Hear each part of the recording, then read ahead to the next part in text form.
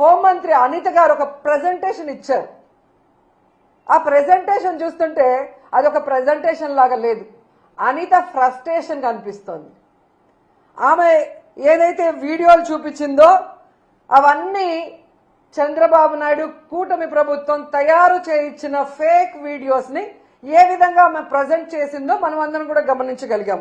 ఎందుకంటే ఆడవాళ్ల భద్రత గురించి, బాలికల మీద జరిగే హత్యల గురించి, అలాగే మహిళల మీద జరిగే అఘాయిత్యాల్ని ఆపడం గురించి ఆవిడ ఏ రోజు మీటింగ్లు పెట్టలేదు, ఏ రోజు పవర్ పాయింట్ ప్రెజెంటేషన్లు ఇవ్వలేదు.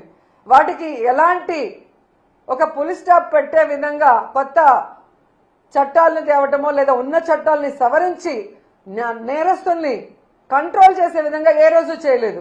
కేవలం చంద్రబాబు నాయుడు ఇచ్చే ఫేక్ వీడియోల్ని ప్రజెంట్ చేస్తూ జగన్మోహన్ రెడ్డి గారిని తిట్టడానికే ఆమె ముందుకొచ్చిందనేది ఈ రాష్ట్ర ప్రజలు గమనిస్తూ ఉన్నారు.